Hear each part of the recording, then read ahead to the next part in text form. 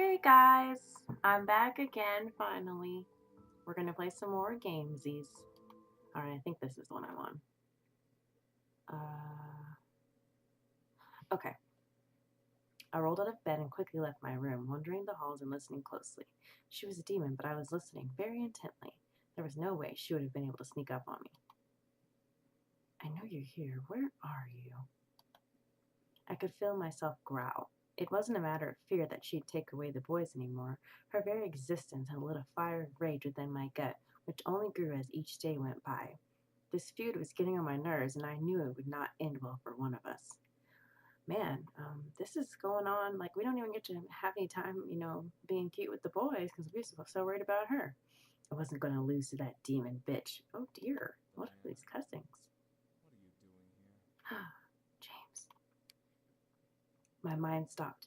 Diana was with James. My mind flew into slow motion, playing fake images of Diana trying to seduce James in my head to further fan the angry flame inside of me.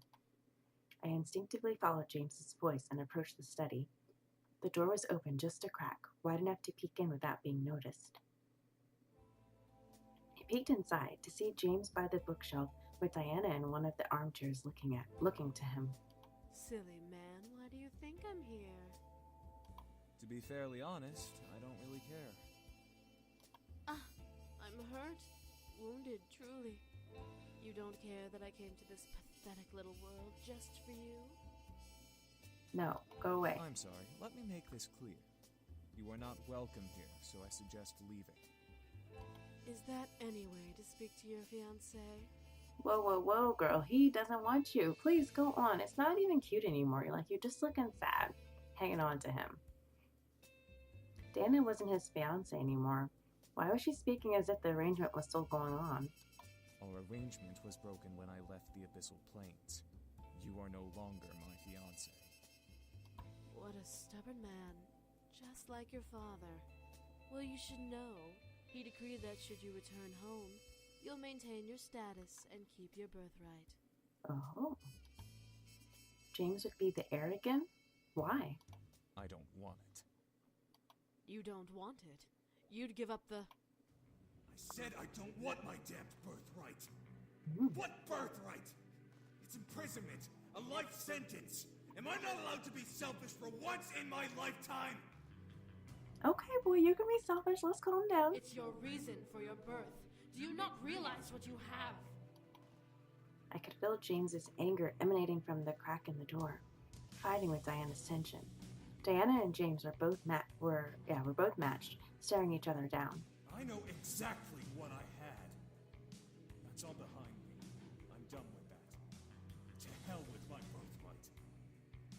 To hell with your birthright. You truly think you can decide that? You are the first son of the Demon Lord. You are the heir to the throne, and I am your bride, the next Demon Queen. You don't want it, though.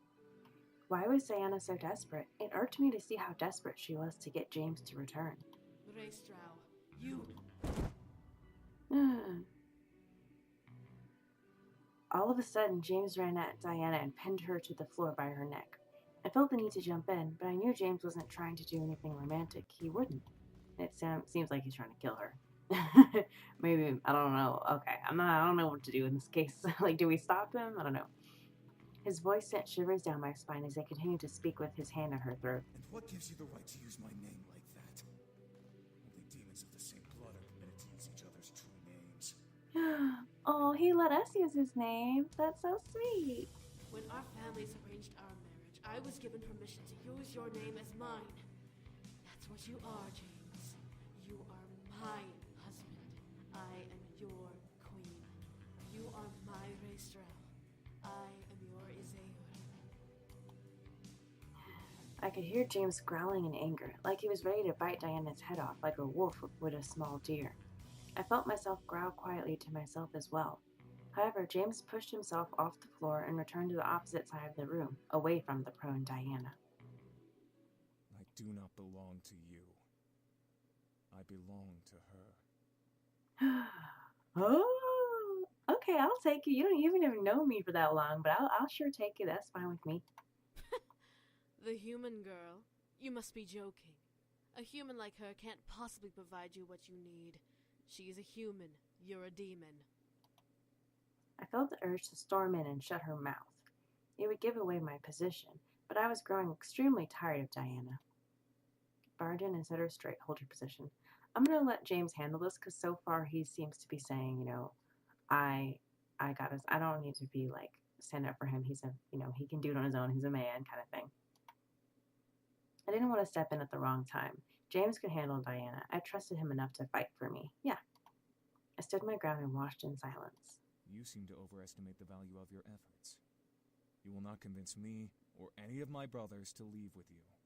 Truly? I could always enthrall you to come back.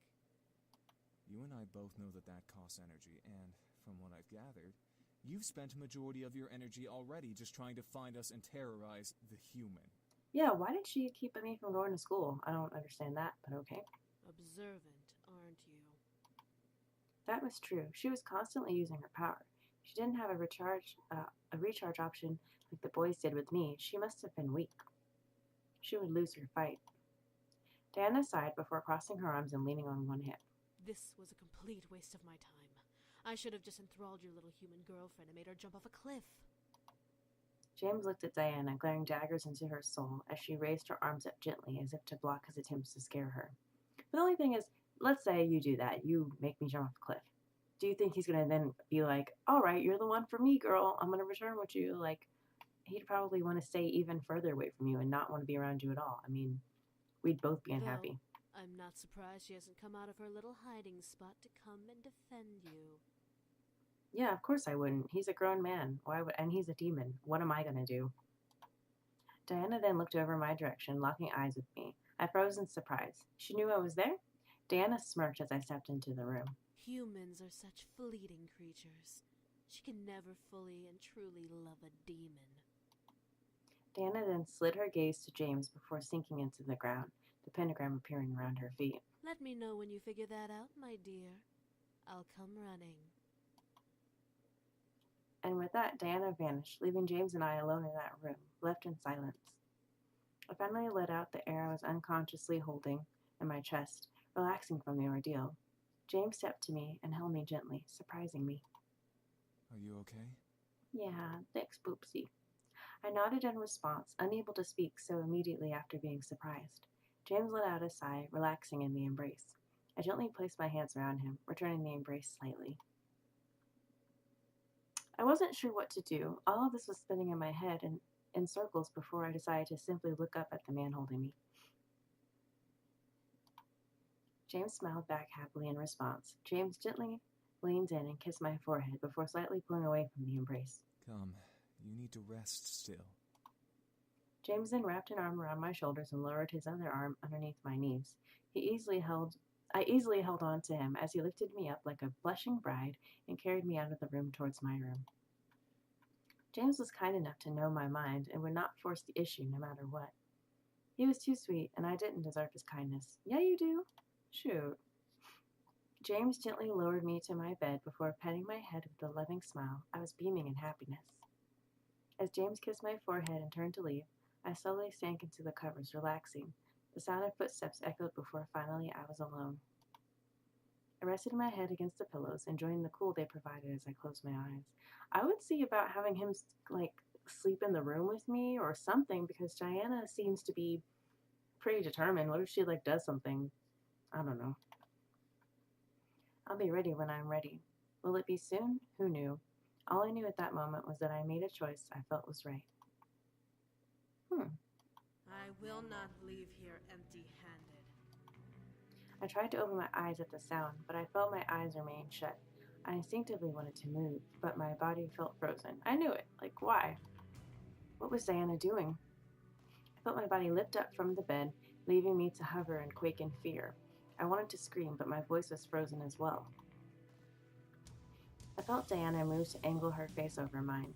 I wanted to move away, but at the same time, I felt like I was blissfully melting in her gaze. Well, if I can't return home with the boys, I might as well return home with the power to fight back.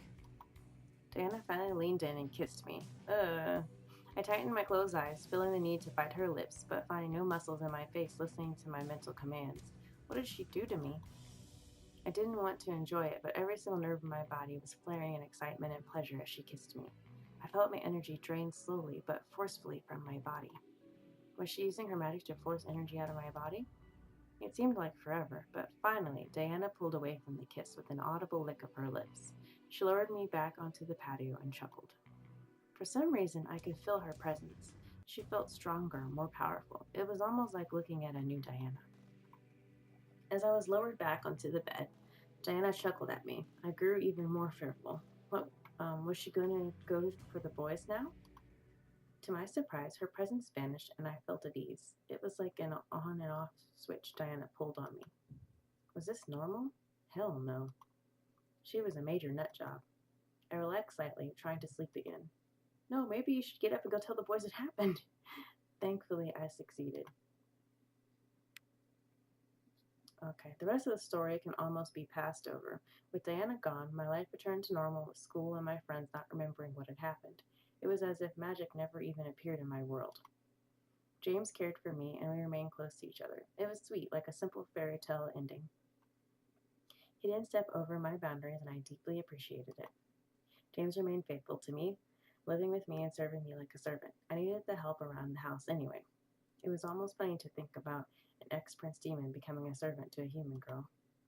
The others decided to leave on their own accord. They knew that my future would only need James at my side, so they each decided to start their own lives in the human world. James was heartbroken at first, but understood that he had to let his brothers grow like he did.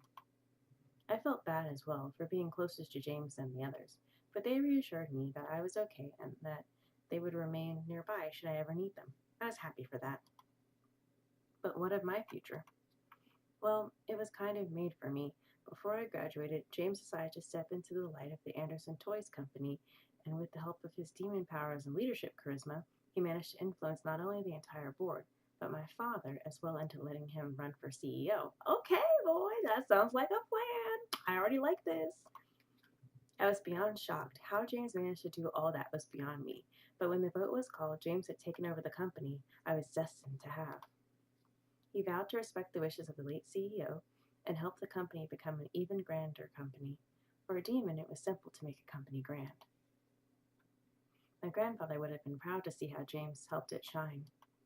With the CEO position filled, my father had no choice but to let me decide my future, which made me happy beyond compare. No longer would I have the future scaring me into a corner. I could choose my life on my own. That being said, I was still scared of where the future was going to take me. What did I want to do? Did I want to help James build the company? Did I want to venture off on my own? James reassured me that he would support me and help me through whatever I decided to do, promising that I came first before the company he had come to reign over.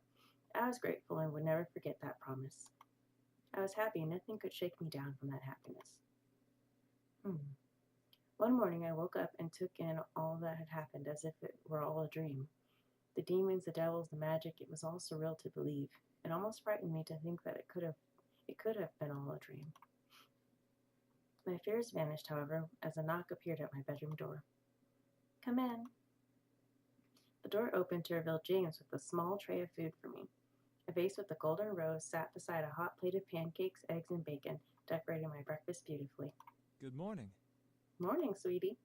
I simply smiled. It wasn't a dream. I still had James. I still felt the magic in the air around me. I wasn't alone. James walked over and placed the tray on the bed across my legs. I hope you had a good sleep. I did. I had a dream about everything that happened to us. Oh? What do you remember? Everything. How we met, how you cared for me, everything. It almost made me believe it was all a dream. James smiled at me and got on one knee beside the bed, taking one of my hands in his. Ooh. If this was all a dream, may we never wake up. Uh-oh. James gently kissed my hand, making my heart flutter slightly. His devotion to me was beyond my imagination. That was my happily ever after. Aww.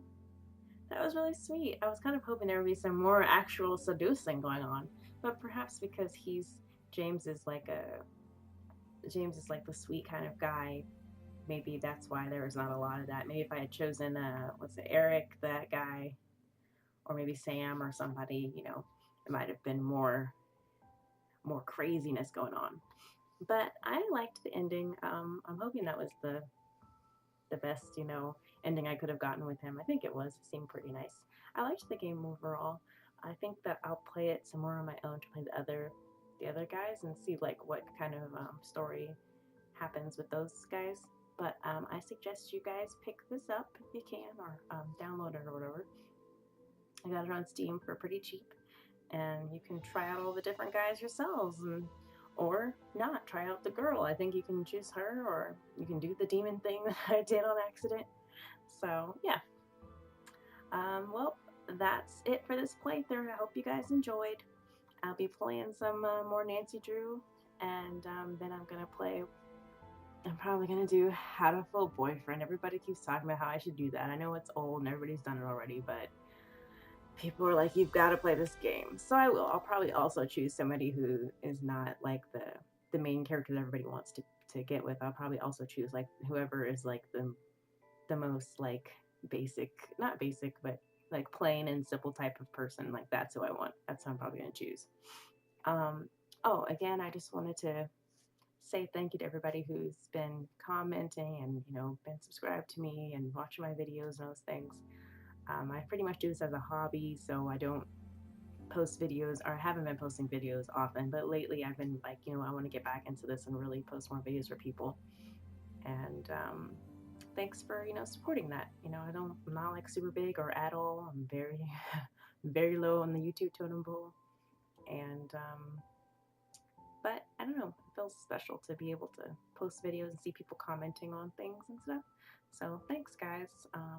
I'll be making sure I post more videos and more fun things later on. See you later.